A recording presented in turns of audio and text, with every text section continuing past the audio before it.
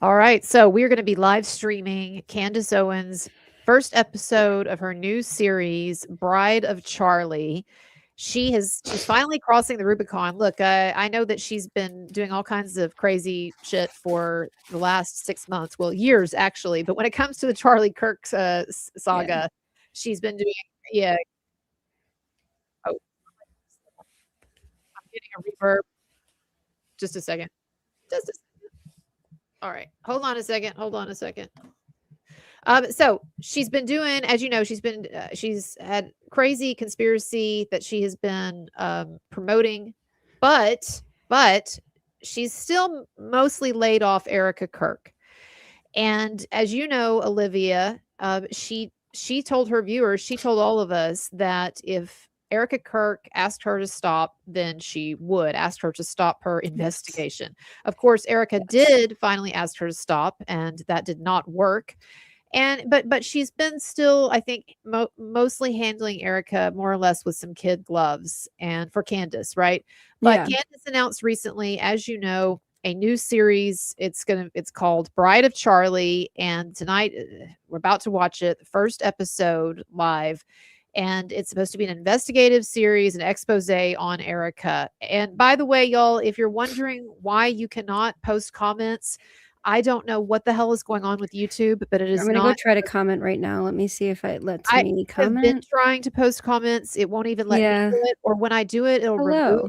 it'll remove the comments. I Oh, don't know. oh, I said hello and it let me say hello, I think, Well, unless it's not coming up on our end. so what's weird too is it would I Oh, see it. hi Oh, good. Kim. Kim Wagner. Thank you. Hello. Okay, okay, good. Yay. Okay. Whoo. Okay. So you guys were just giving us a scare. Thank you. Okay, that's Needed good. that little pump of the blood. Because other channels have been having problems with YouTube comments today, Yeah. so I was afraid that BCC. Yeah. we wouldn't even be able to do it. Okay, so anyway, we're gonna stream in a moment. She's coming on. Candace has scheduled this first episode on Erica and her Bride of Charlie series. She has scheduled it to come on shortly, so we're watching actually her page, and you can see she's got the comments and the super chats flooding in. Man, they Of just course she does. her audience just cannot take They the can't get hint. enough. Ugh, Anyway, this is man. Olivia Dasovic, and she has been Hi. joining me. She's, as you know, she's been joining me for multiple live streams of Candace. I don't do too many live streams of Candace's show, and when I do these, I mostly pull them after a week or so because I'm not trying to just profit off of Candace here, but I do like to stream her shows when she's doing something especially notable or especially ridiculous Like because there are this. a number yeah, because there are a number of you who have told me that you want to stay abreast of the situation, like you want to know what she's putting out there, what she's saying, but you don't want to give her your view. And so this way you can give us your view, me your view. I was going to watch her anyway. And so I like to, but the main thing, as you know, Olivia, is I like to check in with Candace on these big days when she's putting out big stuff, especially controversial stuff, and see what's up with her and what she's doing.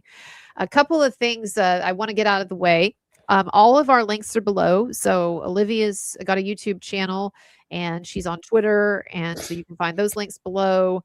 I have a PayPal and Venmo tip jar. Actually, it takes you don't need a membership. All you need is a debit or credit card. And YouTube does take more of a percentage of your donations when you make super chats and stuff, and use the thanks button. Then the tip jar link that I've given you does. But I understand, people want to leave super chats. That's totally great. If you do want to leave a tip on my tip jar, you can write a note in the memo, and I will read it just like a super chat. So it's up to you. But all of this information also links to my Candace Owens playlist with all of my videos that we've done on Candace Owens. You can see that linked below. So all of this will be is linked right now in the description underneath this video. And the other thing I want to say, because some people have asked me, I stopped making or trying to make or working on my Candace series that I had launched or said that I was going to launch a couple of months ago now, because it honestly, y'all, I mean, I'm sorry, but I feel like Candace has been totally debunked for people with functioning brains, and I almost felt like there was no reason to try to debunk her or expose her history anymore. But some people have told me, well, I'm still interested in seeing what you found. I'm still interested in seeing what's out there. There's a lot of things about Candace that I don't know, I haven't looked into, right? And so people have expressed to me that they still want me to work on it or try to do it. So I'm still I've got like 75% of my first episode finished, and so I'm going to finish that up and put it out there. But that's the reason for the delay, is that when I said in, what was it, Thanksgiving, I think, when I said at Thanksgiving that I was going to do a series exposing Candace, at that point she had so much credibility compared to what she has now, and there were so many people who were buying her Charlie Kirk theory, her Erika Kirk theory. And what happened was, I feel like in the course of just several weeks, tell me if you disagree, Olivia, I feel like she just basically got totally debunked. And I feel like even though she still has millions of followers, people, as you can see, donating to her and stuff, I feel like her power has really been diminished. But I could be wrong. Do you think that she's still a threat, a I cultural think threat? yeah, I do, because she still is telling people, like, my biggest concern is that she's telling people not to vote in the midterms and stuff, but somehow is saying she's doing this for Charlie, when Charlie would have told all of you to go vote in your midterm elections and primaries. And so I do think she's still a threat in a sense. I do think that once the trial is over, Erika and TPUSA should do something about this. This is straight defamation to say that she's implicated in her husband's death. And I think why people are suddenly like, I think they see her now. This is blatantly going after Erika. This isn't even like just mere suggestion or whatever. This is a whole series. And I think people are now over it.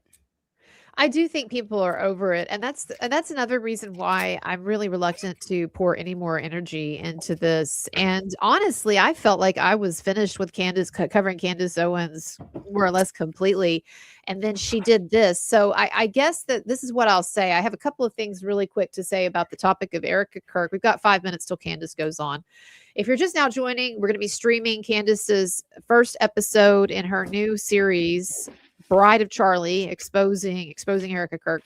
But I do want to get a couple of things out of the way, and then I also would want to hear your feelings on Erika. Sure. I think you and I could be wrong. I think you and I differ a bit on Erika, but here's where I'm coming from on Erika Kirk. First of all, I think that what Candace has done to Erika has been ridiculous and absurd. I think her conspiracy theories about TPUSA and Charlie Kirk's murder, all that are ridiculous and absurd. And I think that it's ridiculous, absurd, and despicable what Candace has been doing. That having been said, I do have issues with Erika Kirk, and partly it's because ideologically, as my viewers know, I'm not a right winger. And I'm not a traditionalist. I do tend to be libertarian, right of center on most issues.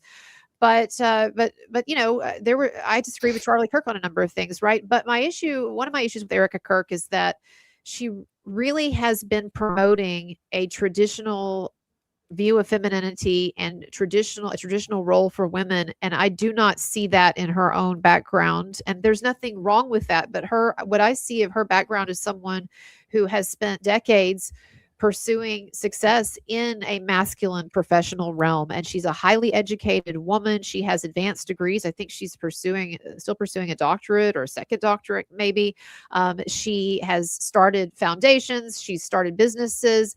She has bragged on social media years ago about wanting to be a girl boss. She waited till later in life to marry and to have children. My point being that I think there is some hypocrisy here that, while it may be very common, it is still annoying to me. And so I don't like that. And the other thing that I don't like about Erika is that she seems to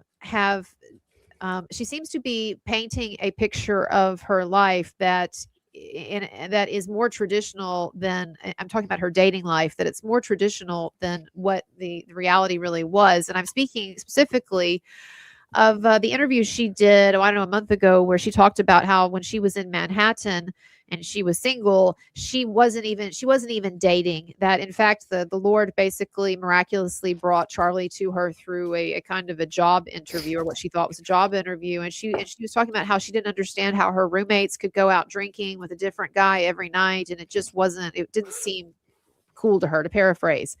But then you actually look and you see, well, okay, here you were round about the same time on a dating show, and you're drinking, and you seem to be celebrating a more casual view of dating and relationships. And we see boyfriends that you've had. And so, kind of what's up with that? And I guess what I would say is that I don't think that makes her a bad person or it makes her this horrible liar. And I certainly don't see any conspiracy here. But I think that there's a lot of pressure that she probably feels to live up to a certain traditional ideal now that she's the chairwoman of Turning Point USA. And I think she needs to get a little bit more realistic about the truth of her own biography, not in some sinister conspiratorial sense, but just like, come on, you're not a trad girl. You haven't been a trad girl. And maybe, maybe this is not the vision of yourself that you should be pushing so hard. What do you think about any of that? Do you have a view on any of what I kind of do a little bit. So like the only thing that I would say I disagree with is, or not even disagree, but I think Right. Erika maybe when she got married kind of evolved from that boss woman thing and Uh-huh. kind of then was like, I'm married now, I'm a mother now I'm going to embrace that side of me. And Uh-huh. that's not necessarily a bad thing. It's just different. And the problem I do have is the way that she is saying certain things. So if she were to just out and say, you know what, I used to think that was the life I wanted, and now I'm a mother and a wife and all this, and I didn't realize that this is actually, what I should have been pursuing. But, and she's obviously very religious. If she were to say, Right. God put Charlie in my life at that time, and so that's how it Right. worked out. Again, like, and it could too be like when you fall in love and get married, like it's a whirlwind. And so she could literally, like, I don't know if she's like purposefully misremembering or if it just feels like so long ago, or it felt like that was, you know what I mean? Like, I feel like I Yeah. met Brett forever ago and I Yeah. didn't. I mean, I met him just 3 years ago, over 3 years ago, and we're married now. And so I think, or 2 years ago, I met him just over 2 years ago. That was back We were when friends for that was back when you were a Mossad agent, right? Yes, indeed. Yeah, actually, I was in Romania too. I also went to this weird fort in Arizona at one point. But yeah, it's it. I think a lot of it is kind of that whirlwind aspect. So I don't know if she's like, I don't think she has like malicious intent in what she's saying and doing, and I think that's where people are. They're like, oh, hi, Laura. I think people are kind of misconstruing her intent. What Uh-huh. she's doing maybe isn't good, but I don't know if it's her intention to go out there and portray something she's not. I just think that so much has happened, especially Right. now, that it's Right. kind of like, and I saw someone last night, like, oh, I hate when she looks up at the heavens. Blah, blah, blah. I was like, that's her way of acknowledging Charlie. Like, I don't Yeah. know. Like, I get it because when I first lost my mom, that was kind of something I didn't like do it all the time, but I also wasn't I wasn't shoved in front of a camera all the time. And so, it is something where it's for her, it's her acknowledgement of like her husband, right? And I mean, just the way that she's handled so much of this with such grace, despite the fact that it really is unprecedented. The last person to go Yes. through something like this would have been Jackie O, and she didn't have Yes. social media and all this stuff going on. And so I have a lot of respect for her, despite the fact that I do have critiques of her as well. I think end of the day, if I had to give like a yes or no on Erika, like good person, I would say, yeah, she's a good person. She's doing her best with what she has. She doesn't even like, here we go. Zoro.com knows Hold on. you give it your all. On every job. Because it's just an ad. Yeah, I'm so sick of this like demonization of her. I agree. And I don't I think that's agree. what you're doing. I don't think you're No. doing that at all. I think you're just pointing out there's a hypocrisy to it, and I agree with you. I hope that her intent isn't malicious, and I don't think it is. It could genuinely just be that she's just timeline's kind of off. You have so much going on. You're a mother now. Yeah. Lost your husband, and so Yeah. it may not even be like she meant to. And then she's like, "Oh God, that was a lot closer to when I met Charlie, wasn't it?" But in her head, that wasn't really. She didn't mean to like misconstrue it. I Right. don't want to say she's like an angel, but at the same No, I think time, we're on the same page. And the reason why yeah. I say this at the outset is because I want people to understand that I am open to legitimate critiques Yeah. of Erica. And I'm sure that there are some things that Candace is going to say in this series and in this episode that are going to be legitimate critiques. And I'm sure there's probably going to be a lot of BS too, right? But I want people to understand that you can have critiques of Erica and at the same time that you can think what Candace is promoting is absurd and what she is in the process of doing, trying to basically destroy everything that Charlie Kirk built. Candace is trying to destroy it. Now she may not think that's what she's doing, but it is what she's doing. We can have critiques of Erica, and we can also think that it's despicable what Candace has been doing. And so I want to make that clear to everybody. And I think too that, Erika, all of this was thrown upon her. I mean, I know she could have walked away from the TPUSA job, but she feels like that is Charlie's legacy to continue. Well, And I'm Charlie sure, told her that yeah, if in the event he died, he wanted her to do that. And what better way to honor him than to continue his legacy and do his work? And again, is she here? all right, here we go. A strange thing happening right now where a young woman with I'm being absolutely attacked. zero professional qualifications has been inserted at the top of a charity organization that pulled in over $250 million last year. And the media is telling you that you have no right to know or to ask anything about her. The argument being made is that her husband was murdered. Therefore, she has a right to assume the position. And despite the fact that Turning Point USA is a literal charity, and therefore it's not even have to pay tax on that $250 million plus or pay tax on the alleged future billions that it's due to rake in thanks to a deal with a man named Pierre. These talking heads are claiming that the public simply wanting to ensure the person who is running that organization is, I don't know, at a bare minimum, moderately honest about who she says she is. Oh my That God, my inquiry camera just fell. makes you a monster. I'm coming. So I guess your job is to head to work 9 to 5, receive a flurry of unsolicited emails and text messages reminding you that Charlie Kirk, the innocent man that you watched, I was muted executed you, in broad Olivia, daylight so you come back. live. You're to be reminded that that was her Charlie. My Charlie needs your help. Here's how you can give us your 401k and house. The emails have been landing into your inbox at an alarming rate, saying things like that. There's virtually nothing that the feds are telling us about his murder that makes any objective sense. But if you're feeling weird about any of that, you're reminded constantly that she is a grieving widow. She's a grieving widow. That sentence, in my opinion, is this year's Trust the Science. She's a grieving widow. The mainstream media, of course, Zionists implied, are effectively telling you to roll up your sleeves and get the vaccine again, dopes. Tyler Robinson did it. What? Erika Kirk is grieving. Please allow her to do so in the privacy of the $1 billion charity that she took over. Remember when they did the 6 feet social distancing thing? They cast that spell. Let your granddad die alone in the hospital if you desire to see your grandma. This thing. I'm not crazy about this COVID association. I don't see anything remotely similar to the Charlie Kirk situation and the government overreaction to COVID. But No. anyway. Thanksgiving, it's because you're a demon from the gates of hell. Yeah. Resist your human instincts. Obey the government. It's the same kind of messaging, the same kind of emotional manipulation, No. but it's a new year. Still have questions or concerns about who Erika Kirk is and why she seems to have lied many times on record? Well, you're Satan, and I'm sorry that you are. And also, I would like to remind you that you are destroying Charlie's legacy. Now, it is very important that I remind you, we haven't even said anything yet. A 2-minute trailer resulted in one of the most aggressive preemptive PR strikes that I have ever seen. They posted photos of my manager's infant daughter, my makeup artist, my family members. They left a voicemail for my producer. Okay, well, this was initially supposed to be just 3 episodes. But now I'm thinking about a season 2 and a season 3. Because if you haven't quite She's figured so me out vindictive. yet, Yeah. thought She's through how we pissed. got here, I don't like it when innocent people are targeted and attacked and on rare occasions shot in the neck in broad daylight. Oh, you know No what's really one weird? You're blinked attacking the when widow. entire investigative series and books were written about Hillary Clinton, Michelle Obama, Meghan Are we really Markle, comparing them to? because they're public figures. Oh my gosh. I've effectively endured 10 years in politics with nonstop exposés and Oh, girl, investigations shut into my up. background, but we're told Erika is somehow untouchable. Let me tell you It's not. something.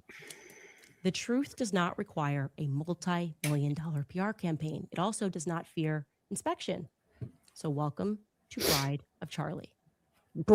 Okay, can I just say too that here she's telling us that she has the right to investigate Erika just like all of these other people can be investigated. She wants us to take her seriously as a serious, level-headed investigative journalist, and then she's going to name her series Bride of Charlie. Also, Really? why are we conflating Erika Kirk and Hillary Clinton? Can we just be so for real right now that she said Hillary Clinton? Like, Yeah. Also, my Well, and then cat pulled on the COVID. toast of the All right.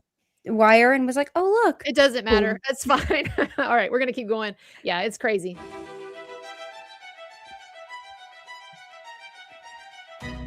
Oh, this poor woman. Where should we begin in this story? I think maybe with just a blanket statement. Something is not right with Erika Kirk. And despite a most aggressive influence Yes, her campaign, husband which was at one killed. point even included a signed letter from the Secretary of Treasury assuring us that Turning Point is above board, amazing organization. And despite, in addition to that, a flurry of homosexual men making over dramatic videos about sheer evil. No, not mass murdering children, sheer evil, investigating someone at the helm of a billion-dollar company. Despite all that, the public remains unconvinced that she is simply a grieving widow, because she isn't simply a grieving widow. She's also the CEO and chairman of an organization.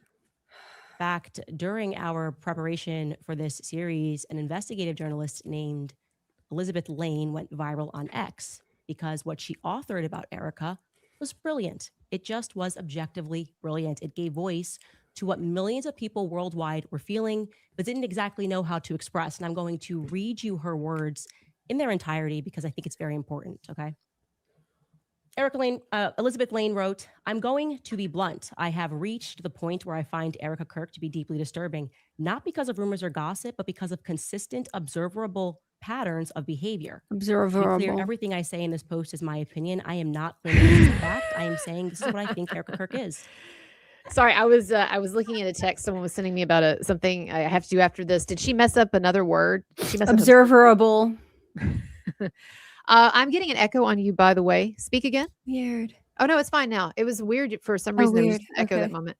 Yeah, so I'm sure some of our audience have seen it, but someone strung together many of the times that Candace has messed up phrasing, and and look, I mean, everybody stumbles at times, but the point that this person was making is that this happens a lot with Candace, and the way Yeah. that she says some of these words, it's like she's heard them sometimes for the first time or whatever. Anyways. "I come from the world of acting and modeling. I have spent years around social climbers, opportunists, image curators, and people who treat relationships like ladders. That is why I left that world. Most of these people are shallow and harmless. A few are dangerous. Erika falls into the latter category not because she is just ambitious, but because of how calculated and performative her ambition appears to be. I believe she may be a psychopath. What stands out immediately is the reaction that she provokes in other people, which is very common with psychopaths. Across the board, including people who support her publicly." She's just gonna right out of the gate call her a psychopath, basically. I know. Also, I just got a text from my friend Bree. I know you're watching. Hi, Bree. She said she keeps trying to chat, and the comments keep disappearing when she says something. So it's not just you; it's happening to other people. Yeah, But hi, Bree. there's something wrong with YouTube today across the board. So y'all Yeah. try to chat when you can. I'm sorry if you Maybe can't. leave comments on X if you're on X and you're watching this where it's like streaming. Well, I'm not going to be checking X. If you I'll want to do check that, X comments if that way we can I'm keep not up with streaming it. it on I'm not streaming it on X. So I shared the link, so share if you Okay. guys want to comment under mine. Go ahead. Okay, so yeah, people can do the best they can. But if you're trying to leave a super chat and it won't work, you can also click on my PayPal link and leave a tip there. Yeah, go And for type it, type guys. it in the memo, type it in the note, and then I'll read it out aloud. But anyway, right out of the gate here, she's sharing something where a woman is calling her a psychopath. Again, it's like Candace, if you were going to give like a really like rational, tempered analysis of this woman's history, that would be one thing. But so far out of the gate, that's not what we're getting. The private reaction is the same. It's, "I can't watch her." It's not a criticism. It's just a physical discomfort. People turn off interviews because the presentation feels artificial to the point of being unbearable. Let me explain. That kind of response does not happen accidentally and does not happen often. Research in psychology shows that humans are highly sensitive to emotional incongruence, mismatches between a facial expression, tone, and content. When the effect appears simulated rather than genuine, the brain registers it as a threat. This activates discomfort and avoidance, even if the person cannot consciously explain why. So many of us felt this way, but we could not explain why we could not watch her. Studies on psychopathy, particularly those building on the work of... And look, I don't know kind of how you feel about this, Olivia, but again, it's true that a number of people, including me, when sometimes when we see Erika, particularly, at Charlie's memorial or in some of the interviews that she's done, it can come off a little strange. Yeah. But again, that doesn't mean that someone is a psychopath or we don't have to like everyone. Again, it would be one thing if Candace was saying, well, maybe Erika is just not the optimal person for this position. She kind of rubs some people the wrong way. She doesn't always know how to handle herself, maybe the best in certain situations. But that's not what she's saying. She's saying this woman comes off a little weird to some people, and therefore she must be a psychopath who's a Mossad agent or whatever, right? Yeah, right. Psychologists like Robert Hare describe traits such as a rehearsed emotional display and shallow affect. These traits can create what observers experience as an uncanny interpersonal dynamic. The discomfort arises and people want to shut it off because most people rarely encounter extreme affective mimicry in everyday life. So the brain struggles to categorize what it is detecting.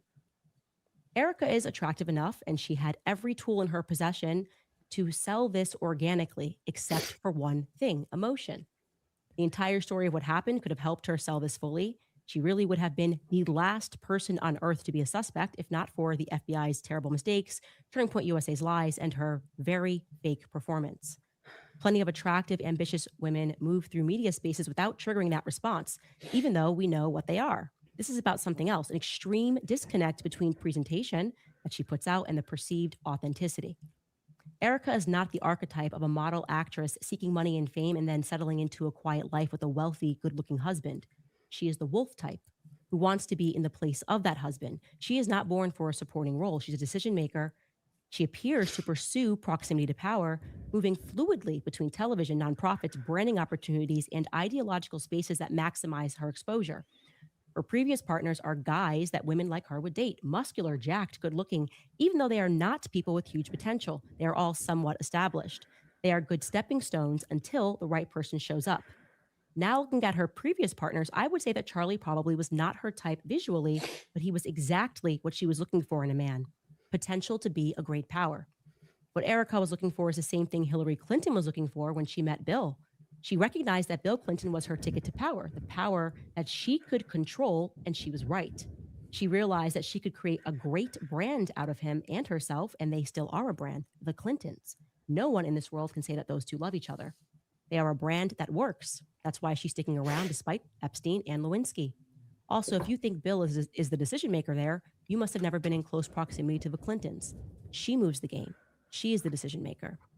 Erika saw a brand with Charlie. She also saw that Charlie could one day become president of the United States if he wanted to. Charlie had the ear of the most powerful segment of any society: students. He was going to be a very important player in politics, and she was not missing that ride. What is striking is how completely her public identity reshapes itself after that relationship begins. The aesthetic, the tone, the values, the presentation all change. Overnight, the persona shifts into the role that best suits Charlie's world. Devoted. And I mean, this is what you and I were talking about, and you brought up the fact that there's an innocent and innocuous way to look at it, and then there's a more skeptical way of looking at it. The innocuous way is that you talk about, you try out different things in life, and then you meet somebody, you're on a different road suddenly, and then you end up opening up to a different way of life, changing your mind about some things, growing different values, whatever, right? And that totally could be it. My perspective is that I think this is someone who, from an earlier age, even with the beauty pageants and everything, this is someone who really wanted to have a public role in society, and she's tried out different things. She did the pageant thing, she did reality TV, she did the corporate thing, and then she got involved with Charlie and this more traditionalist TPUSA political perspective, right? And so either way you look at it, I think that it's unfortunate that Candace is going toward the most nefarious perspective on it, which is psychopathy, right? Which is that this woman is just a house of cards, and you know what I'm saying? So Christian, modest, a supportive housewife. That kind of rapid adaptation is quite impressive for a usual person, but not for a psychopath, because they do it all the time. In my head, the story goes like this. For a moment, it works. She becomes the wife of a rising political figure with access to donors, institutions, and national platforms. At that point, the ceiling isn't social media influence, it's empire building, foundations, global reach, a legacy, a brand, the Kirks. It's obvious that Charlie listens to her, whether it's about donors or the trajectory of Turning Point USA. The most influential figure in any mentally healthy man's life is going to be his wife. She's going to be the biggest influence, and that is just how it is. That is why you need to pick your partner wisely. And everything was going well until Charlie began making decisions based on conscience rather than expansion and money. He turns down money. He refuses to play dirty politics. I am assuming someone like Erika, who married into this because she had a vision for this brand, would not be very happy about that. The life she appears to have signed up for, power couple, expanding influence, historical relevance, was collapsing into something else entirely.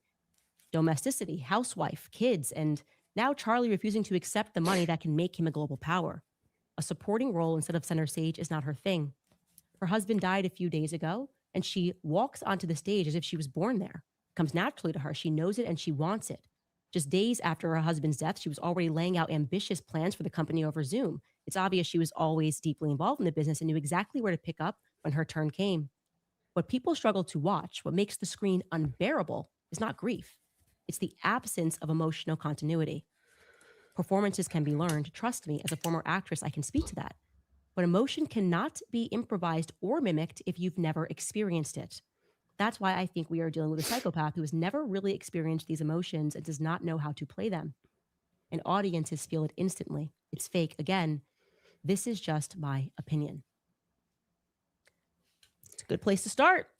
It is a good place to start because there are a lot of things that Elizabeth said there that I think I am going to be able to prove, adapting her personality to suit the people that she meets, the lies that she tells. I've done a lot of work here speaking to ex-boyfriends, speaking to old classmates. I really wanted to get a sense of who Erika was. And also, in a word, yes, I concur. There is something about her. I don't know any single personality in the media or politics that has had the same effect that Erika has had on people worldwide. She's a rare bird, okay? She has actually managed to unify the left and the right on a single perspective. Think about That's that. How actually amazing that is. you, Candace. Oh, I can't. Wait, is that me or you? I can't No, hear it's you. me. Sorry. I Okay. turned it off when I was typing. Can I just say to just quickly acknowledge that, and you know this also, Olivia, as someone who does public stuff, is that yes, there is a public-private dichotomy that is always present when you are speaking to the public, and it doesn't mean that one is necessarily fake and the other is not, right? Like Yeah. let me put it this way. I am never, when I'm on YouTube, I'm never 100% myself, because if I Sure. were 100% myself, I'd be slouching in the chair. You'd I'd be be like, I'd be yawning. I probably we're wouldn't not be gonna yawn. smiling as Yeah. much because I'm tired or whatever, right?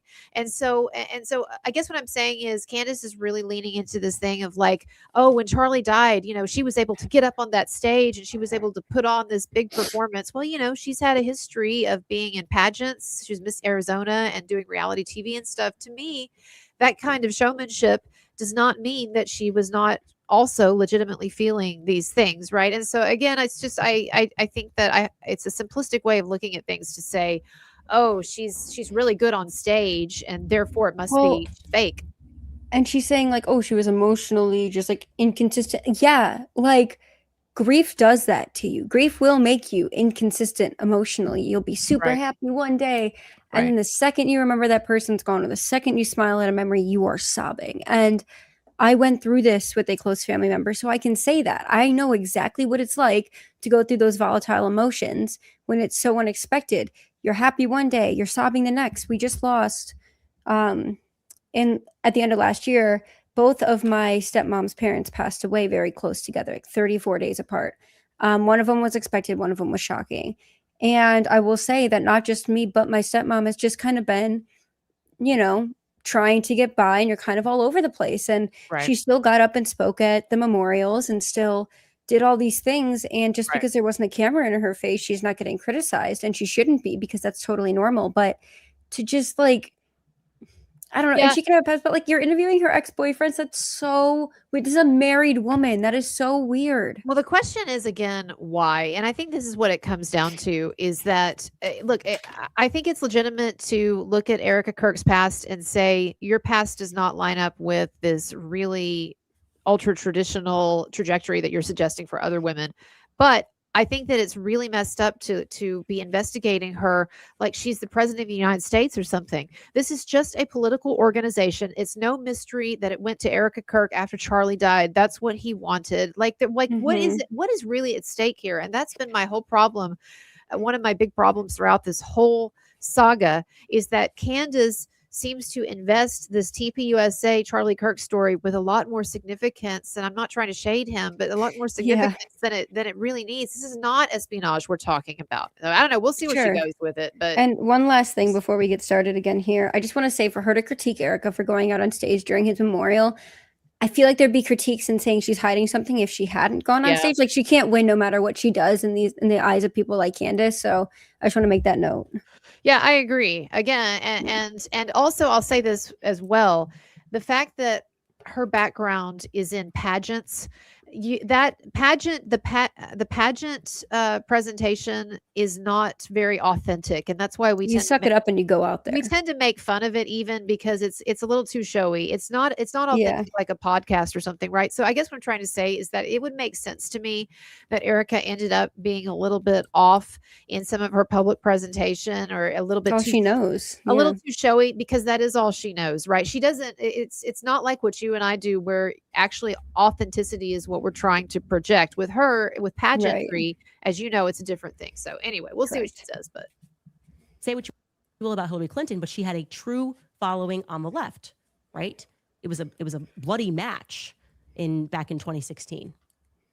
Now, beyond Erika, what Elizabeth is diving into here is psychology, right? She's guessing and she's speaking about psychology, a social science that was created, to be very clear, by German mystical Jews, right? They believed in mystical Judaism. They were God, what the practicing.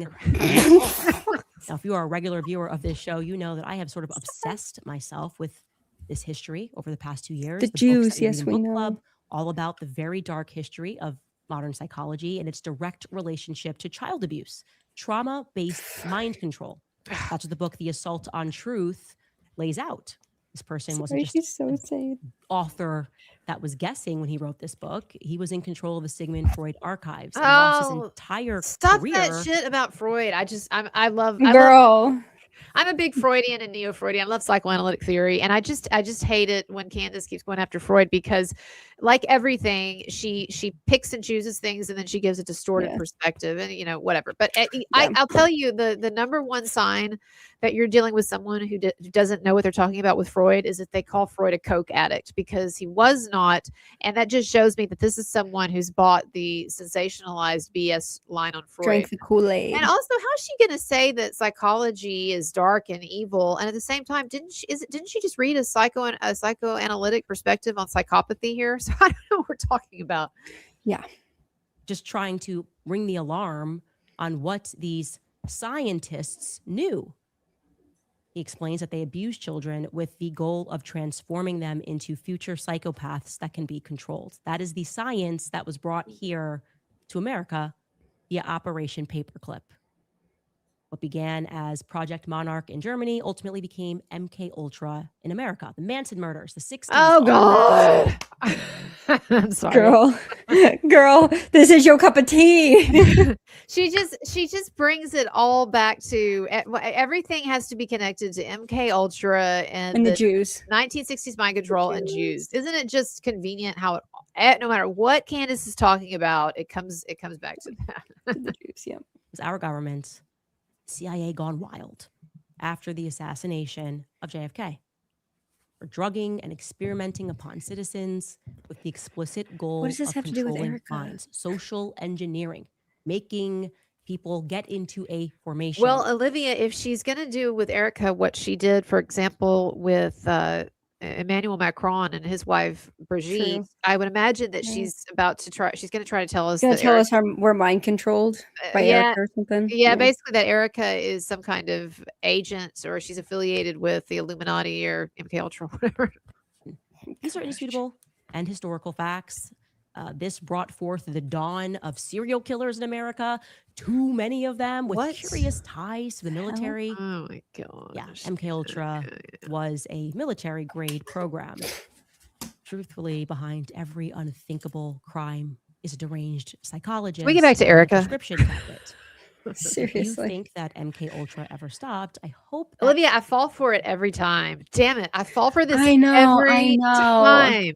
Every time I know. think we're going to get, when I do these live streams on Candace, I think, okay, she's going to talk. She's Of gonna course, give it to us this time. well, she's going to tell us something absurd, but it's going to be something like different and interesting. And then I'm always disappointed because it's like, oh no, it's just a rehash of her MK Ultra shtick that she's been doing now for years. the Epstein files and the stunning defense of the Epstein files from our quote unquote elites helped to shatter that illusion for you. We discussed MK Defense. Ultra during the Kamala Chronicles. Emmanuel Macron, the president of France, Yeah, is suing me for merely mentioning MK Ultra That's Oh, not girl. why. Dylan's show. That is That's so why. not How why. bizarre. She just The lies. president of France, who himself is a victim of minor sex abuse, so concerned about that conversation being opened up. No, he's not. He is? Independent I didn't see study that. into Sigmund Freud and what he and his colleagues were doing in Vienna is crucial for you to Oh, understand Girl, get what's back going to on the in this world point. and the way that the world Leave works, Freud okay? alone. Now, pivoting back to Erika and her story. Thank I you. will tell you my personal opinion and my experience with her. What alarms me about Erika isn't so much the fact that she lies, which we will prove to you over and over again. Look in the but it's also the mirror. fact that I don't know that she's aware that she's lying. It's almost as though she doesn't remember. Like the version that she's telling us today or yesterday was just recently downloaded into her mind, and she therefore thinks it's true, like a faulty memory or something. I'm saying Girl. that I'm not sure if she's fully aware. This is another common trope with Candace is the Manchurian candidate / might be a Yeah. robot, right? Might be a robot or alien motif. Yeah, or like she's somehow like forget the fact that she's gone through 6 months of hell. It can't be that. It can't be a trauma response. It's actually mind control and MK Ultra and Brigitte Macron and Freud. That's her. Yep. That's her thing for everything. I keep looking. Freud killed Charlie Kirk. I keep looking over to the side here. I was going to try to bring out some of my favorite Freud books here, but anyway, okay, let's keep it going. That she's lying because it's like some of the lies are so stupid. She's just sort of going. I want you to also know, by the way, of course, we reached out ahead of this episode. We reached out to her specifically with just 4 questions pertaining to past statements that she's made that do not appear to align with the reality of what we have discovered. Okay. For example, just one example, we are told that Erika Franzwey was raised by a strong, independent, entrepreneurial single mother who taught her how to be a good Christian, a devout Catholic mother. Lori Franzwey, right? As an aside, that this Catholic mom, who am I to judge Catholics, but she's been married 4 times that I can see. We'll talk about that more down the line. More importantly, though, you will recall that Erika sat down for an in-person interview with the New York Times days after Charlie was publicly assassinated, and she confirmed to them that the least traumatizing part about Charlie's assassination was the prospect of her now having to raise her children alone. She wasn't traumatized by that idea. Oh my because she God. had seen the example set for her by her mother growing up. As People magazine later echoed, quote, Erika Kirk has learned a lot from her mother, Lori Franzwey. After welcoming her daughter in November of 1988, Franzwey divorced Erika's father, Kent Franzwey, and raised her as a single mother in Scottsdale, Arizona.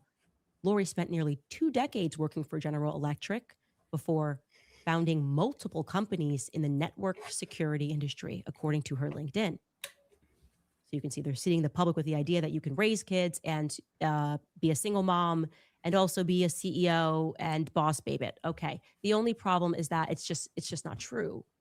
Erika was not raised by a single mother, like at all. Erika's father, Kent Franzwey, by the way, he's Kenneth Franzwey, but he goes by Kent, was always in her life. So much so that for entire years of her childhood, Kent was actually a stay-at-home dad. So almost the exact opposite thing was true at one point. Now, you don't have to take my word for it. You can actually take Erika's. Take a listen. Hold on. I do not want to knock the stay-at-home dads.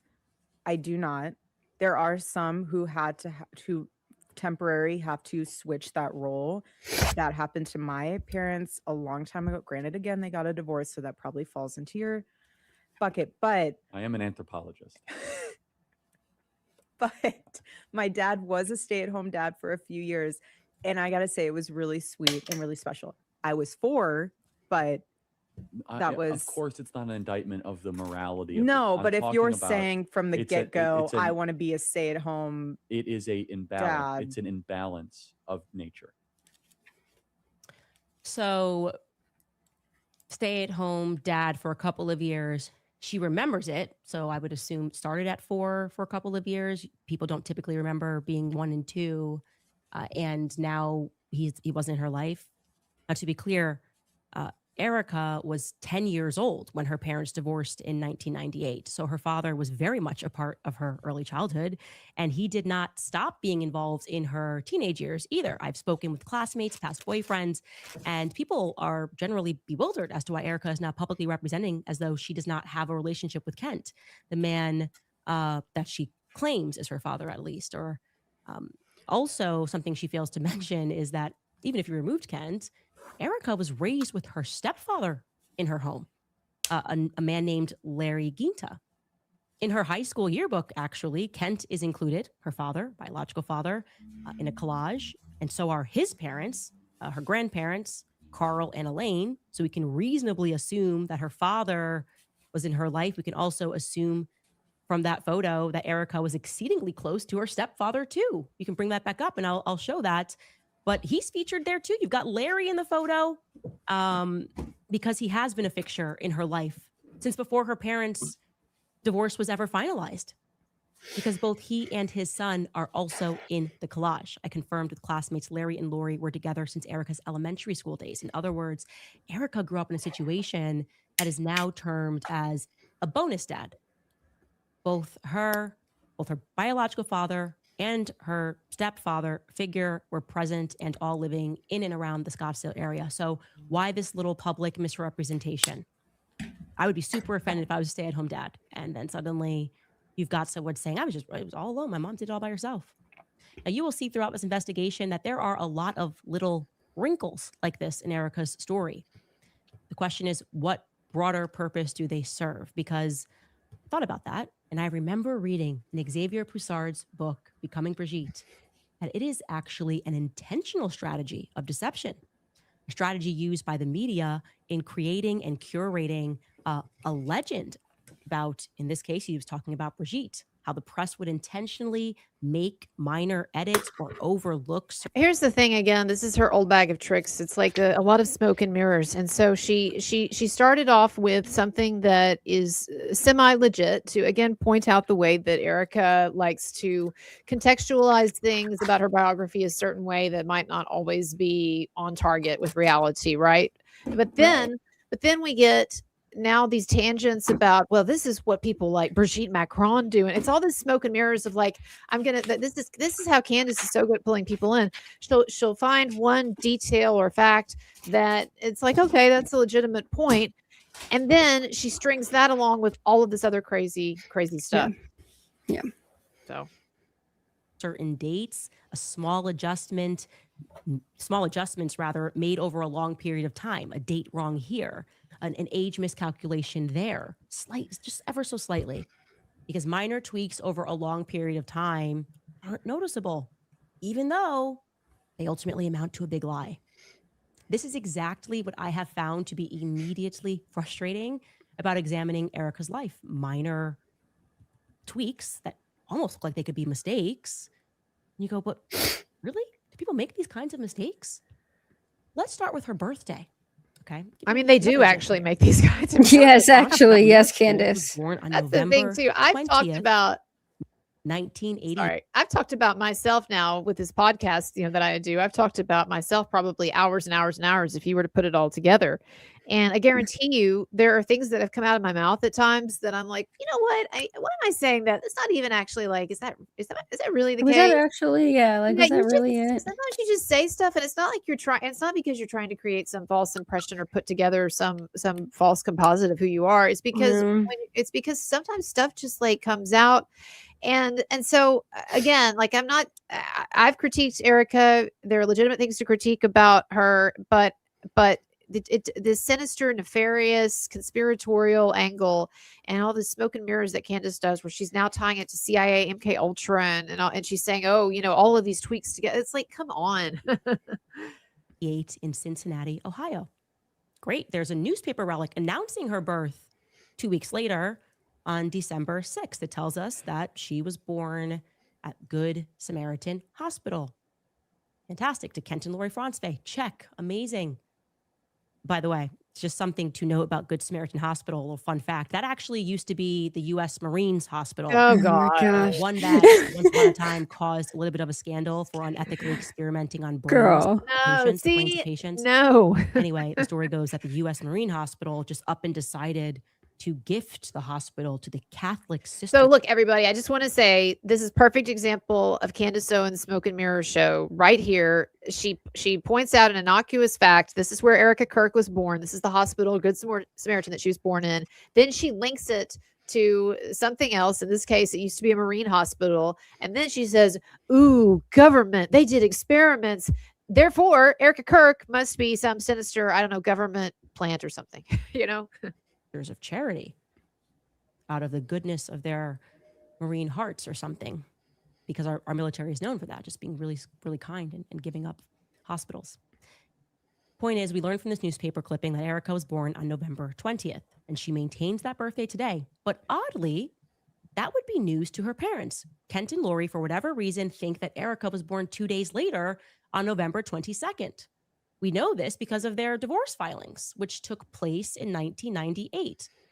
On that divorce initial filing, Lori, who filed, lists Erika as having been born on November 22nd, multiple times. Now, in case you're thinking, well, maybe this was a mistake, you should know that the filing done by her mother, Lori, only has 4 statements of fact. It's effectively a one-pager. One of the facts is that Kent and Lori were married on November 20th, 1995 in Marblehead, Massachusetts.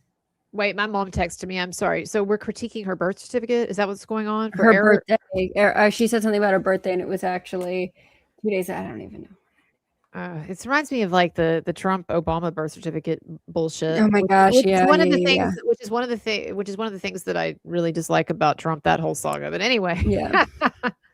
So they decided to get married on Erika's, what would have been Erika's 7th birthday. Okay, that's strange. I mean, at least the birthday she says she has, but this document is saying, no, she's born 2 days later. So I guess it wasn't her 7th birthday.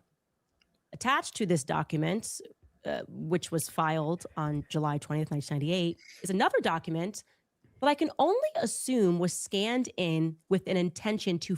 By the way, I got a super chat on the PayPal. Thank you so much, DC. I always appreciate you. But I thought there was stuff going on in your life where you really couldn't like donate right now. So I never want people sending me money that they can't afford to send. All right, but I appreciate you. He says nothing to say about Candace. And oh well, I'm not going to read your personal information there, but okay, I see what you're saying here. So Candace is a poopy head. Okay, that's a good comment. Yes, that's his comment. Yes, indeed, she is a poopy head. She's a poopy head. Okay. Further confuse people. It's a separation agreement, which is not notarized. It's not dated, so it's almost not relevant, and it completely edits the date of the marriage between Kent and Lori from November 20th, 1995 down to November 7th, 1982. A casual 13 years and 13 days wiped out, okay? Like I said, you can just ignore that because I think that document was just put in there to confuse people. Take it from me, I'm a notary, one in the state of New York, although my license is expired. You can't just skip over a notary portion of a document. I'm a notary, but my license is expired. Fine with that. In fact, we decided to dig through Ohio law and other publicly available divorce documents to see what they look like, and they are legitimate. And here's a side-by-side so you can see on the right is what is scanned into their file with totally different dates. And on the left, you can see that that's what it should look like. You get it notarized, okay? But it's going to get even more absurd. What is the When we point? examine the divorce decree. So for the uninitiated, the first document's just the filing. I, Lori, am pursuing a divorce, and here are the facts. And now what comes after that is the decree or the final judgment, okay? Now, I do want to note that this was the fastest divorce in the history of divorce, because she filed on July 20th, 1998. And then we have a decree on November 10th of the same year. So this is like 3 months later. Once again, the marriage date is listed, the initial marriage date between Kent and Lori, as November 20th, 1995 in Marblehead, Massachusetts. But oddly, you can see that somebody just went in and tried to edit that date. It was by probably a hand freaking typo or something. Afterward, adjusting the wedding date down this Come time on. to 1985, not 1982, hoping, I guess, that no one would catch that. I guess the unnotarized 1982 that we saw in the initial filing was too difficult. It would have been too obvious. So this time they're Unnotarized, attempting to do it by Candace. hand and edit the date of marriage back just 10 years, not 30. I'm actually surprised that she's starting with this, because I think that, as we said, there are more legitimate things to possibly critique Erika on, and I guess she wants to start at the beginning chronologically, and like this is when she was born, but this is really weak and inexplicable, and obviously Candace is going to take the same angle that she's taken with so many of these other stories, like the Macrons, that this is that look, you can go back to the very beginning, and even at birth their story was already being rewritten or whatever, but it's just crazy conspiratorial crap, and I'm just surprised that she. If I were her, I would have started with things that you and I would even agree with. That we say, yeah, she shouldn't have said that, or, that was a lie or whatever. I'm surprised that she's taking this angle, but I guess it's what her audience loves. I mean, they're eating it up. I tell you, it's so disgusting to move over to this side of the page and to see all of the And we can't get chatters in here. You're kidding me. to see, well, I appreciate my people who are here, but to see all of the enthusiastic chats and emojis and the super chats, it's just, man, she has a crazy but very enthusiastic group of people. Well, her chat seems to be working fine. I so- know.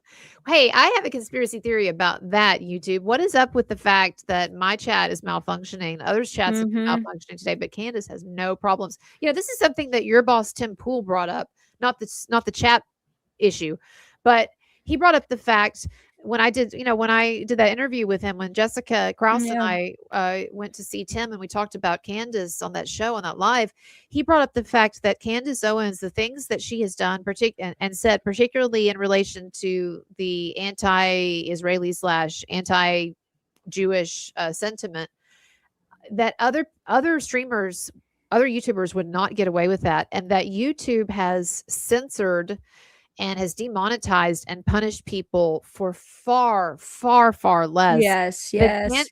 And Candace Owens has not only gotten away with all of it, she's not even gotten a slap on the wrist. She has suffered no negative consequences for her defamation and lies about the Macrons, and she has suffered no consequences for this Charlie Kirk stuff. It's actually pretty incredible that YouTube, as repressive as it is, I couldn't even get 95% of my Johnny Depp Amber Heard videos monetized because YouTube felt that any videos talking about that situation were harassing Amber Heard, and so my videos were automatically demonetized. And yet Candace Owens could put this craziness out here, defaming all of these different people, and saying the Jews are responsible for all these different crimes and everything. And it's like, I don't know. 13 years. This is not subtle. It is not normal, and it bothers me greatly. Take it from someone who is chronically being sued. That is not how I wonder why modifications work on court documents. You can't just use a pen and write something on a divorce decree. You just can't do that. People have to initial, you got to date, you got to see. Yes, Vanessa. So one of my mods, by the way, hello to my mods who are here today, Vanessa and Laura B. Vanessa says, OMG, on your Depp videos. Yes. So here's the thing. Remember all those Johnny Depp videos, Amber Heard videos that I made for that year leading up to the trial and during the trial, and some of those videos got millions of views. 95% of my videos were limited monetization, which means that for a video that normally might make $100, it would make $1, right? That's what that means. And so I basically made almost no money on the vast majority of, and not just those, same thing for for most of my Marilyn Manson Me Too videos. Now it's gotten better. YouTube has relaxed their policies because I most of my videos now do get monetized, but I'm just saying that it's incredible to me. And Tim Pool pointed this out. It's incredible to me that Candace Owens has gone through all of these stories with her lies and defamation and these outrageous theories, and just completely unscathed. YouTube doesn't punish her at all. Anyway, it's strange. Yeah. Who saw it. This is crazy to me. My suspicion, and again, this is just a general suspicion, is that this was done after the fact. Maybe someone had a friend down at the county clerk who was responsible for scanning those docs into the system. And they just kind of did that. Wow. Because that's not real life. This is That's just boring. not real life. I know. And I know. once Like, do you again, have anything good, girl? that Come has on. another casually added separation agreement, which is still not notarized. I don't care about her with an parents' divorce. I entirely don't. different date of marriage.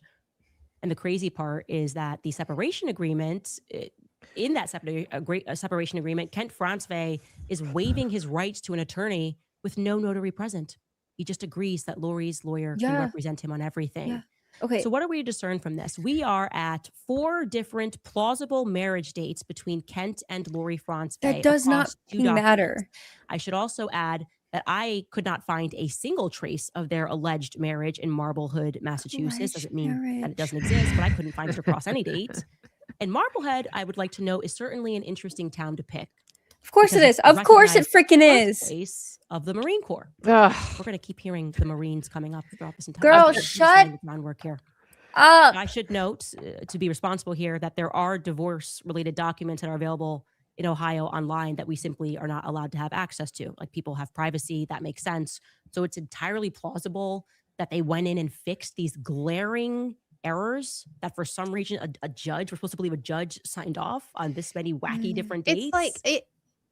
It's like But the Candace point- Owens was born yesterday, and she doesn't. The concept that in a government bureaucracy you're going to have lots of errors and paperwork. Like, have you never been to the DMV, Candace? I mean, yeah, there's government bureaucracy is notoriously incompetent and Horrible. So none of this. And again, what are we trying to get to here? That basically Erika's parents were not who they said that they were, and she's a CIA Mossad get it. agent. Like, point here is just to demonstrate to you how even the most mundane facts about Erika's life are frustrating to verify. she said You're the frustrating. same. Appetizer, my She said the same shit, the same word for word shit about Brigitte Macron. Oh my Yeah. God. She just takes the same playbook. Same shit you target. She just uses it. That is one of the main points that she made about Brigitte Macron. She would say, well, I don't necessarily have evidence of anything, but the mere fact that it's so hard to pin down, like the fact that there aren't just all of these photographs of her when she was a kid just floating around on the internet, it's very suspicious. The mere fact that it's hard to So get weird. it's hard to get people to go on record and talk about Brigitte Macron. It's very suspicious. Oh, God. friends. Because then we received a very interesting email from Sweden. Yeah, my Sweden fans, what's up? What's up, Sweden? And it led me to even more questions about Erika's. Enjoy 24-hour access at most Planet Fitness clubs. $1 down, $15 a month. Sorry. Deal ends Gotta February get that 27th. money, Thanks to you, Candy. your preborn helped rescue over 80,000 babies. And today you can help save even more. I'm sorry, Olivia. I know you're probably pro-life, but I find her hawking this preborn organization always. It's just ironic, given that she's like destroying people's lives. It's just ironic to me. reborn. Every single day, thousands of women hear the same devastating lie that abortion is their only option, that they're alone, and that there's no hope. But everything changes the moment a mother in crisis walks Can into I- a pre. Can I fast forward through this? Yeah. Oh, girl. Yeah. Yeah. Oh yeah, good. Because that's right. We're Can on I do we're on a delay here because we've been talking. Okay. After Yeah. her Syrian grandmother, Loretta Wait, Abbas. let me start In again. 30 seconds, get your free. Obviously, Okay. cannot go so far as to suggest that Loretta Abbas, Stanley Wallstad, Francevey was openly committing fraud. We can't say that. What we can confirm to you, however, is that if she was doing that, breaking the law and committing fraud is something that Lori's family is kind of historically known for. They kind of arrived into this country doing just that. You see, Lori Francevey, like I said, was born Loretta Abbas. She was named after her Syrian grandmother. What does this Loretta have Abbott. to do with anything? They arrived in the country committing crime. Were they the mafia or something? Dude, I don't know. I want Crazy. to sear into your mind right now that the Abbas family history is steep in gambling and casinos. All about gambling and casinos specifically. Oh my God. As we go along in this series, the Casinos. history and the present of gambling casinos is going to become increasingly relevant. So let's bring in the OG Loretta Abbas, Erika's great-grandmother who died in 1990, who is just constantly being arrested for running illegal slot machines. Okay, she came over from Syria and she got to work. That sounds bringing pretty filth fucking and- cool, actually. Honestly, Honestly, it's kind of cool though. Erica's family Sounds is kind of like a sounding badass. is sounding cooler to me now. I thought she was just Yeah. kind of some kind of straight laced That's Catholic like a human shit, but trafficker, but no, she's kind of cool. like the mafia here. All right.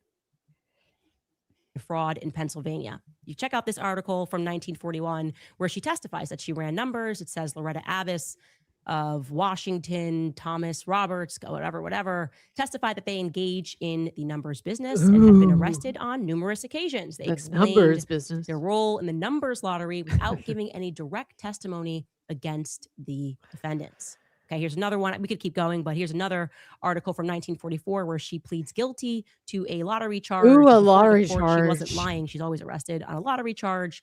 The state police had a search warrant, and when they entered her house, they found a quantity of number slips. She was sentenced to pay the cost and $200 or Do you think that poor Charlie Kirk knew about this when he married Erica? That her If great he great didn't, great then grandmother their whole marriage is invalid. If obviously, like I know, like Julie's right. Who cares about any of this? What does this have to do with anything? I don't know. She's sounding cooler by the minute here. It's like the Sopranos. I know. I'm kind of loving that 5 though. months in the county jail. Like I said, this was a family thing. Her husband was Mason Abbas, and he was magnificently fraudulent. I'm talking high-speed Ooh. chases down the highway, lottery yeah. tickets blowing in the wind. Check out Let's this article from go. 1935. So ridiculous. And it tells us that he was overtaken in his automobile after a chase of several miles after he had failed to obey the officer's order to stop. Yes, Mason Abbas was arrested Was he smoking ganja too? yesterday by County Detective Frank Krebs. Before an alderman, he was held for court in bet default Frank of was a $1,000 Marine. bond on a charge of conducting a lottery and was fined $10 and costs for refusing to stop when ordered to do so by a uniformed officer. During the race along the National Pike, which ended in West Alexander, Abbas is alleged to have thrown a package of 100 lottery tickets from his car. Officers recovered the tickets Ooh, it's and raining, are baby. holding them as evidence. Yes. Oh, Lottery, gambling, God. slot machines. Again, hear that George Farmer, come collect your wife. Come My collect your girl. Come get her. Like, God. can we in just your like mind. see if Not she's just- talking about anything interesting after this? Because I'm like so. I don't even I'm know how gonna this is say- relevant. I'm going to say not. Well, here's a picture. We'll skip ahead a little bit here. Press run. Oh, look Lottery at those lottery tickets. tickets. Let's stick Wait. with Graham Reed's. Printing began this week on the first Illinois state lottery tickets. Up to 10,000 agents. It tells us at the bottom there that Kent Francevey of the American Banknote Company, the printer, examines the first tickets of the initial press run. Let's stick Okay. with Grandpa Carl Kenneth Francevey for a little bit. Oh, because yeah. He is Marine. by all Marine. Is he a accounts, Marine? obviously Swedish. Erika herself is therefore Swedish. Syrian Lebanese on her mother's side and Swedish on her father's side. Okay. So something which struck me as immediately odd about Erika That she's is Swedish. just how deeply she identifies as Swedish, despite her public insistence that she was raised by a quote unquote single mother. Think about that just from a social perspective. Gosh, Erika was why is she so indeed- stuck on this fact? you She's saying not- she was primarily raised by a single mother.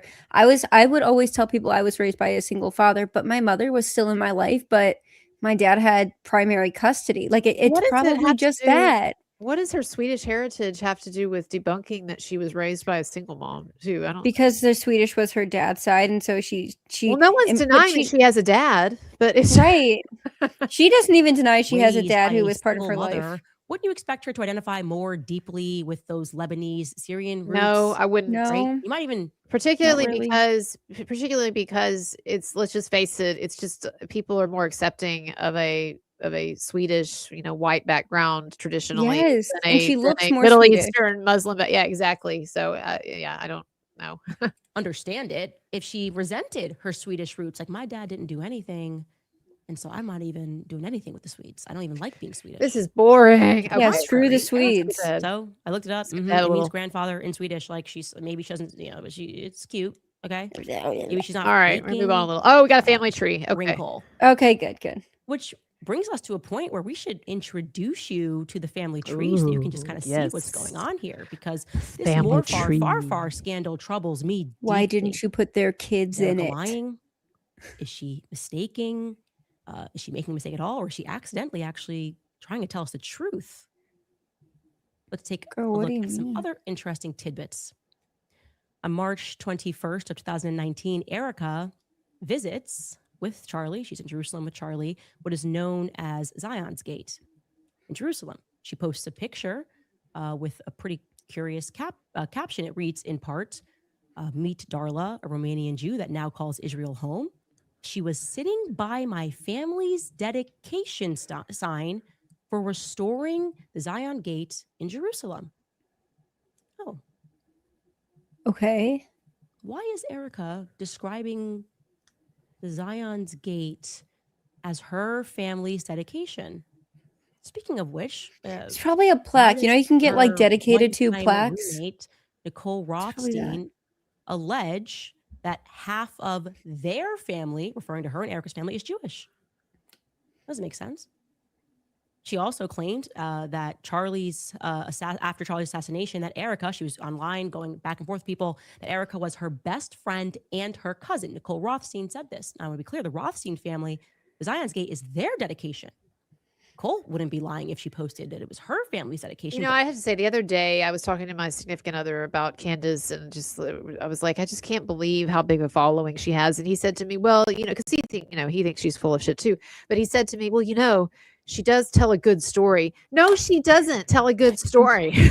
Point blank period. No, like, okay, and also she's like, your family's dedication plaque. Like, you know how you can like buy a brick or whatever and put like in memory of, or like a dedication to. Yeah. I'm sure That's it's probably what completely this harmless. was. Yeah. Yeah, and then it was just like this lady happened to be next to that specific thing, because I used to, I see those all the time at places. She's just It's grasping like, at straws. it's not that weird.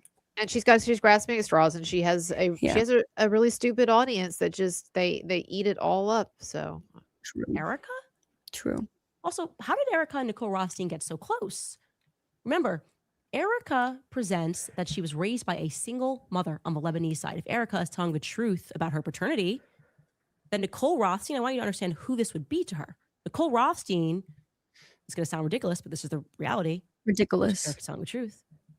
Nicole Rothstein would be Erika's father's sister's husband's previous wife's daughter's daughter. In other words, zero blood relation, not even kind of related, kind of crazy. You would even call each other cousins.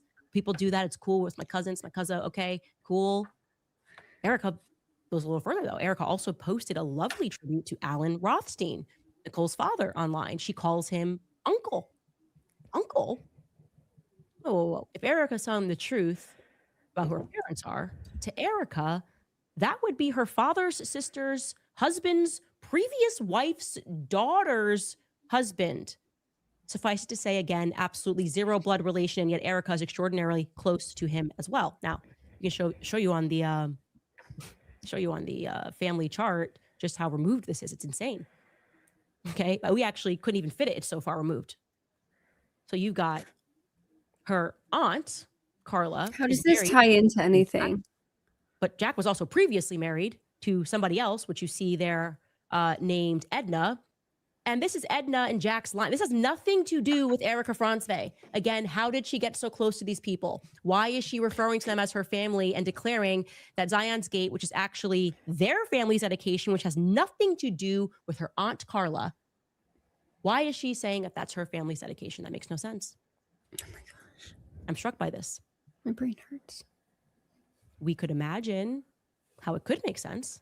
Now, again, we're imagining here. We're trying to make sense of the things that Erika is saying. I could imagine a very easy way it could actually make sense. Her closeness to the Rothsteins, her dedication to Jerusalem, if and only if we take Erika literally when she says Morfar. let's assume that Grandpa Carl is indeed her mother's father. That would mean, well, obviously, Lori's wouldn't be her mother. It would also mean that Kent, just by nature of him being a man, is not her father. We're looking for her mother's father. So we have to start looking at Kent's siblings that are females. That would give us only 3 options. We can bring this back up. One of Kent's sisters would be my first pick. Again, we're in conspiracy land here, but I'd go with Carla because she's married you are. to Solomon, and Jack. That is Jack Solomon's dedication. Carla wasn't even married to Jack until 2002. She was just jumped in and was like, "This is my whole family and my family's dedication." No, but if Carla, her mother's father, if her mother was Carla, actually it would all make sense. Solomon is the very man who financed the restoration of Zion's Gate in Jerusalem. If Jack Solomon was her father, then Nicole Rothstein would indeed be her blood relative cousin. But again, that's purely speculation. We don't have to go into speculation. Let's just give you the facts more about Jack Solomon. What is factual is that Jack Solomon... I'm going to keep this going, but I'm going to move over and look at the comment section while she's talking, because I feel like you and I are just like, this is so pointless and annoying. I'm curious what they're thinking over there. Eventually marries Carla Ronsfay in 2002. And there are also some other really interesting facts about Jack. Oh my God. Jack and Erika. What's with all the emojis too? I mean, it's like that. I don't even know. Most of them aren't even saying. Most of them are they bots? Like most of them aren't even Boomer saying posting anything. for sure. Mommy aunt, I don't know. Carla live in Utah. He graduated from what is today known as Utah Valley University. He's very involved in the university. So what? It was formerly known as Utah Valley State College when he graduated from there. He also created... I'm serious though, Olivia. I don't watch the comment section of big podcasts a lot, but like when I've looked at Timcast comments, is it normal to have this many like emojis of just yes and no. Because I mean, most of them aren't even saying anything. So I don't know. It just looks strange to me. But that is normal. You see that on the Timcast chat? Not that badly, but yeah, you see them still. Yeah. I was just like, I'm wondering if like maybe her audience is bored and lost too, and so they're just like, yeah, maybe. On their campus, the Center for Jewish Studies. I mean, right. The Jews. It's always. Oh, I'm sorry. It's I okay. didn't mean to do that. But you guys get a break. You guys get a little break here. Don't worry, we'll find it. We'll go back. I don't want to answer a question on YouTube. Oh my God. There we go. Okay, let's keep it family friendly. Look, I brought up a children's book today, Wrinkle in Time. All right, let me rewind a little. About an investigative series. If you day out, it's a psychological operation on the masses. Like, you're awful, you're terrible, you're demonic. I mean, it was like exceptional yesterday. I was like, I haven't even said anything. We dropped a trailer. Why are we not allowed to know anything about Erika's life? Who got harmed learning that Erika went to a Tesseract school? Who was harmed in the making by learning these facts? It's just true. I didn't accuse her of killing Charlie Kirk. I'm telling you who this person is because she's at the helm of this company. It might be relevant to know whether or not she's telling us truth about her background at all. And thus far, and as we get further into the story, you will see that she's not, or she's misremembering. I don't know.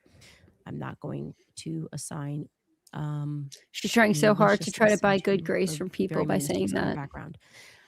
Stars 333 writes, I missed you, girl. It's been a long week without you. Got my Standish cup full and ready for this banger of a series. Go Max. Thank you so much. Blue Appetite writes, we all want a friend like Candace. When Ish hits the fan, Charlie deserves the truth to be found out. And we all know you're doing everything in your power to get there. Go Max, Candace. The thing about the Zionists, they always are forecasting something.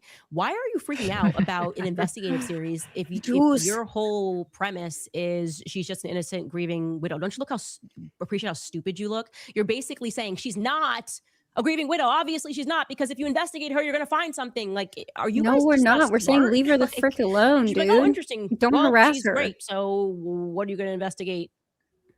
No, they're like, pray for Erika. Someone's looking into her background. Pray. Oh, she will need your prayers. Her children need your prayers. They were doing that. Pray for her children. You can see that Candace has so much antagonism built up about, you just know that she thinks that she's being unfairly persecuted. And the way she's mischaracterizing this, that's absolutely not why people are getting on your case, Candace. No, they're like, you're harassing this woman and relentlessly coming after her and her children and her organization. Of course, people will come after her. Now she's like claiming this has to be a paid smearing. And look, if people are getting paid to smear Candace, where can I sign up for a paycheck? Because I do this for free. I will take a paycheck. I could use the extra money. So if y'all want to put me in contact, like, I fail to understand how, like, Candace just plays the victim, right? Perpetual plays the victim and tries to get in people's good graces. But she just, I don't know. There's just something, you know what? I think there's something off about Candace. Oh, well, no, I told your husband off camera when we were preparing for the show on his channel the other day. I said, bottom line, she's mentally ill. I absolutely think Candace is She has to mentally be. ill. Not mentally ill in the sense that like she needs to be in a padded room, but and she can't function from the day to day. But I think that she has a perpetually paranoid outlook on the world. And that's why if you look at the different iterations of her career, she keeps getting pushed out when she goes too far. And if you look at even like her early stuff, there's a paranoid quality to a lot of that too. And she likes to get in these feuds with people. Anyway, I think that I think there's a mental illness here. I don't think she has a good filter for information either. Just like she's been giving us all of this kind of pointless information about clerical errors on the marriage certificates or birth certificates, whatever, and going back to the history of this woman's great grandmother was running numbers, lottery scam or whatever. It's like Let's not forget the entire saga of Mitch Snow. That's what I was too. going to ask. Actually, what happened to that? Have we just dropped that now? Is Candace I think dropped she's it? so good at diverting attention. So for me, the way that I look at this is how I'm looking at the Trump administration, where what they're doing is Trump messes up Minnesota, bungles Minnesota horrifically. Suddenly he drops more Epstein files, and now everyone's talking about the Epstein files. No one's talking about how you absolutely just obliterated this entire thing in Minnesota. Now we're all talking about the Epstein files. And I think it's the same thing here. We were all talking about Mitch Snow being a fraud and he's crazy and all this. Well, now she's going to this next thing because she wants to remain relevant. And so I think it's really just a big distraction. She's claiming it's a distraction on Erika's part. I'm claiming it's a distraction on her part. Well, I don't like I really hate the way that Candace raises all of these crazy conspiracy theories and she drops all of these supposed bombs. And then once they're debunked, just like the Egyptian airline, the Egyptian flight, right? The Egyptian flights, that was like that for months and months. That was one of the biggest talking points that she and her audience and her followers and supporters put out there. But then eventually that was debunked. And so it's move on to the next thing. Also, whatever happened to she had received communications from a French intelligence official telling her that there was an assassination plot against her and then she went to president of Dollywood. France. Are we not? Well, and she just doesn't mention it anymore. That's the thing, and that should be the clue for anyone who is still hanging on with this crazy woman. That should be your clue right there. Is that she never stays with a story or a revelation very long, because what ends up happening is they end up those revelations end up being debunked. They end up going sour, just like with Mitch. That was a huge story on her channel for several weeks, and remember, he was able to link Erika Kirk to a military conspiracy to kill Charlie Kirk, right? And that was huge news. And suddenly now we're not, the holidays Just are forget over. about it. We're not hearing about it anymore, right? Exactly. It's Weird. She's at the office the whole time. Like, no, she's not. What was that? What was that freak out panic? When have we ever done anything to the children at all? Ever said anything? Of course, we want the children to be great. You should not be praying for the children because an investigative series is coming out about their mother who has chosen to be the CEO in her husband. Okay, did she really choose it? Like, I'm sorry, did Erika really choose that? Because she wouldn't have been if Charlie was never killed. Well, that's actually something kind of interesting we could talk about, but in a bit. I have to step away for 5 minutes, like I told you. So I'm going to play this and I'll be right back, okay? Sure. Good luck. Thanks. Instead, that's a decision that was made. Okay. So here we are. You want to be in the realm of politics. You want to be here. You want to be telling people who to vote for the future president of the United States in 2028. As you come out to sparklers, okay, well then put on your big girl pants. You don't get to play the role of a grieving widow when people want to know who you are, especially when you're telling lies. How about that? She's both. A little bit of common sense. Both a grieving widow and You got casino The money. CEO. You can be Yes. both. Let me stop. Let me. It's I should possible. probably get off air. Crypto writes, go Sweden. Yes, you should get off Yes, I air. loved all of the Swedish flags in the chat. That was fun. KPKP writes, my kids ran around the house screaming. We are listening to Candace. I just reflected at how happy I Ew. am to hear that on so many levels. Thank you, Candace, from my humble family to yours. We love you Creepy. and your crew. Thank you so much. I love you guys too. And I love hearing that the kids are watching the show. I hope I always keep Terrifying. it family friendly. Look, I brought up a children's book today, Wrinkle in Time. I'm family friendly. There we go. Colleen Dolan says, tell me they were allegedly involved without telling me. Trump inviting Erika to the State of the Union. Everything is fake and gay. Well, that was offered to us as an excuse as to why she could not answer first we gave her 10, then we reduced it to 4 questions for today's episode. And they were not like exactly cumbersome questions. It was basic questions. She didn't answer my questions, Why, if you but she's grew up not with with her your kids mom, or did you pursue something. your Swedish Girl, shut the hell citizenship? up. Is your mother actually married to Larry? Is it a real marriage, or did she just use his last name? Like, just trying to be a little bit more precise, but we will just have to take her in terms of what she said. And we offered those other questions. Hopefully she will have them in time for tomorrow, those answers.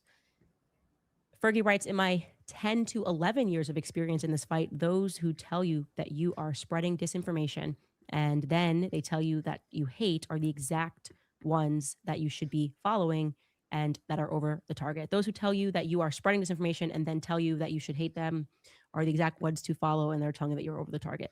Brittany Watson writes, yes, our investigative journalist, crime-fighting superhero is back. Kudos to you, Candace. You have the whole world watching, praying for you and your team's safety.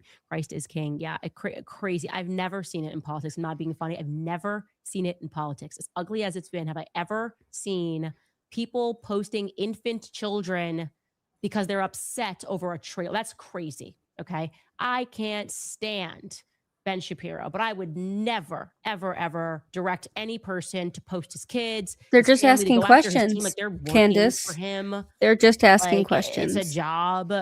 Oh my God, he wants to do content on kids. What am I going to blame them? It's so beyond anything I've ever seen. And fine, like I'm happy because it's just that's gonna be gas in the tank. I promise you that. We'll go all year. We'll just be like, this is a never-ending series. This is the song that never ends. It just goes on and on. My friend, where my 90s kids at? Where my 90s kids at? That's us. Never You do know that what again, is. You know what that's Candace. about. You don't know what Never that's about. again. Sorry, you weren't a 90s kid. You're on the outside of that one. Anyway, we'll see you guys tomorrow. Nope. She's done, so I guess I'll just fill in here and I'll talk a little bit. I didn't think she was going to be done. Oh, there you are. Woo, you came back right at the right time because she just Well, finished. I can't believe Woo. that's it. Dude, that Fuck, was the biggest dude. letdown I've ever seen in my life. Maybe what we That's should do in the so future, disappointing, dude. what we should do in the future is like react to clips of her videos because people will take the good stuff and put it out there. Because like That was I just have to say that is such a disappointing letdown. Well, I think what is so crazy disappointing about it is that this was the first episode of this really seemingly controversial series, and I can't believe that she did not organize this better so that she was leading with her most compelling information. I'll tell you, like I used to be an English professor, and I would always tell my students, whether we're talking about creative writing, if you're writing a novel or short story, or we're talking about a cover letter, or we're talking about some kind of professional writing, or a research paper, what you want to do, or even making a YouTube video, what you want to do is you want to start with some of your most compelling information, and because you want to hook your viewers, right? You want to hook your readers. yeah. And I'm really shocked that she started with such a completely non-compelling set of information such as it is. I mean, what did she tell us? She basically told us that there were some paperwork errors in Erika Kirk's family's history, and that Erika Kirk's distant ancestors, great grandmother or whatever, that they were involved in some low level like lottery scams and some minor crime. Like, this is really I almost kind of feel like this is just another indication that Candace Owens has really lost it and has hit the bottom of the barrel. If she's been promoting this like this was going to be full of huge devastating She took a week revelations. off to prepare for this. For this is Wow. what you took a week off? Like, are you kidding me? Wow. Well, I had to say to our audience, like, I'm sorry that I even promoted this because I thought it was going to be more interesting, but I guess Yes. it's kind of a good object lesson though for people that she doesn't have any more rabbits to pull out of the hat. I think that's basically No, she's so what this is showing us here, which is Yeah. good. I mean, it's good. It's Sure. good. It's like I was saying, earlier people were asking me why I decided to drop the series that I was going to work on about her. And it's like, well, when I announced that series in November, Candace was a huge threat and a huge phenomenon. She was. And what's happened now is that she has been completely debunked, at least among people with half a brain, and she's really just she's really lost her appeal, and again she's out of rabbits to pull out of the hat. It's really gosh, I have to think that George Farmer, her husband, has tried to talk to her. I guess he hasn't made any progress, but you No.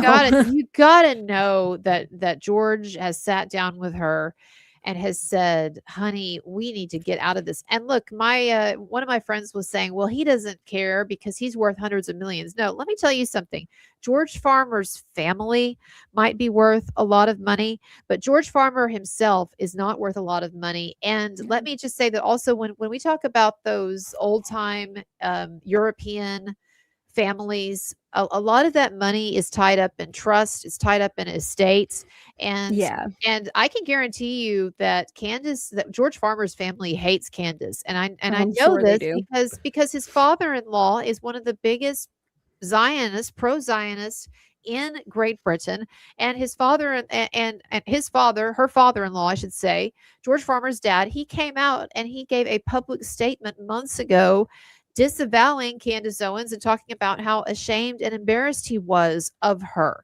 And so Candace Owens is not going to be getting her little hands on the Farmer fortune anytime soon. And so I just have to think, I guess what I'm saying is George Farmer married Candace Owens when she was an up and coming giant rising star celebrity, wonderkin type, and that was the fantasy that he was marrying. And to see how that fantasy has deflated, now you've got a woman, I don't care that she gets millions of views, she is going to be borderline bankrupted by the time these lawsuits are done with her, whether we're talking about TPUSA if they file one, or the Macrons. And so George Farmer has got to be beside himself at the way that she has squandered the fantastic luck that she has had over the years. And Candace Owens also would not, let's get real here, she would not have become the giant phenomenon that she is if she had not entered the scene of podcasting at just the right moment, when there was an absence of attractive, articulate, Black right-wing YouTube personalities. And she started off in 2016, when she decided that she was going to flip almost overnight from the left to the right. She started off as Red Pilled Black on YouTube. That was her name, Red Pilled Black, and just started off just doing what I'm doing, like talking informally from her bedroom basically. And she took off because there were basically no other Black women, attractive, articulate Black women on the right doing podcasting. And so, of course, if there's a giant vacuum, it would be like if there were no right-wing women and I started doing a right-wing woman's show. Well, of course, I'm going to explode. I'm going to be huge. And by the way, one of the things that made her huge was that Charlie Kirk met her and said, wow, this woman is really eloquent. We need a really smart, eloquent African-American Black woman on the right. And so he hired her to work for him, to work for TPUSA. He gave her start. But I absolutely do not think that if Candace were starting out right now, that she would be competitive in this really tight, difficult YouTube podcasting market. No way. She absolutely wouldn't be. And this is also, this is why it's important to be early. It's important to be first.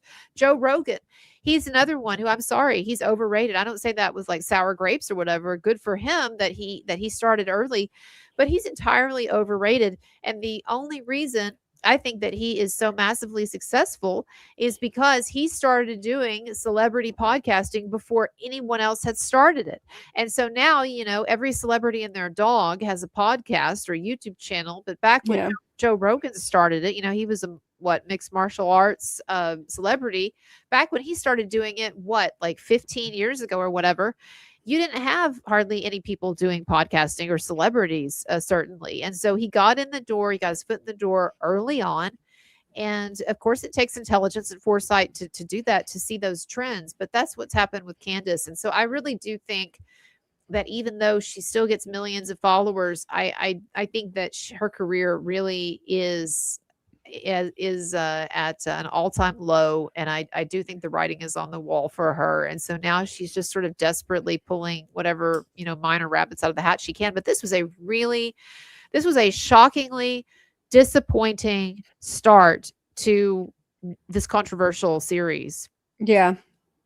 It's insane. Look, it's another nothing burger from Candace Owens. No shock there. Candace continues to just basically talk out of her ass for an hour and then hope that people buy it, and they do, and it's unfortunate. And I think that the promotion of her by YouTube is also disgraceful and disgusting. And to allow her chats, how come her chats work perfectly fine? How come her super chats work perfectly fine? Yeah. But all these other creators are having problems today. It's not a coincidence. It's weird. And I'm just,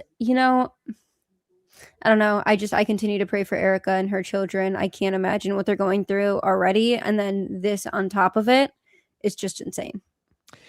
And I see somebody said here, the chat's broken. We know. David R says, well, and you brought out this point here that everyone is having trouble with their chats today. You were saying that Pop Culture Crisis is having a problem, but Candace has no issues. And I think once again, it goes to what Tim was saying about how everyone else has gotten so many slapdowns, demonetizations, and videos pulled, and reprimands and everything for content that's not nearly as edgy or defamatory as Candace's content, yet she gets a free pass. It's almost like Candace is the MK Ultra plant. I think we should do a series about this. I think what we need to do is really just, lock down, shut down for a week, and do the series. I think that's actually it. We need to learn everything that we can about Candace Owens' great-great-grandmother. Yes, the family tree, actually. We need to look into that and her parents, and then we need to conclude with nothing. I think that's really the best move for us. Well, y'all, this was once again disappointing. Once again, she sucked me back in with false promises. I keep telling myself and all of you that I'm not going to watch or stream another Candace Owens show. And then she'll put some promo together, and it's shocking and revelatory. And then you watch it, and they just seem to get more and more limp after a while. So anyway, but our links are below. Olivia's check out her channel. She's been covering a lot of different pop culture and political topics, and so you can find her links below. Make sure to go to her page and her YouTube and subscribe. And I will be back with more on other topics. I have been looking at the Blake Lively updates. That trial is 2 months away, and it's looking like it's going to happen because they have not settled. So I'll be doing more coverage of the impending Blake Lively, Justin Baldoni, Taylor Swift trial, the fiasco. And then also I'm going to be looking into some other topics, I kind of wanted to start talking about female sexuality. So I actually talked to a guy the other day, an expert on dead bedrooms. So he gave men some pointers if they're not getting the amount of sex that they want in their relationship. He gave some pointers on my show. So I'll be posting that soon. For what it's worth for people, I've been getting obsessed with certain chat rooms and Reddit. Like dead bedrooms is one of the interesting ones. Yeah.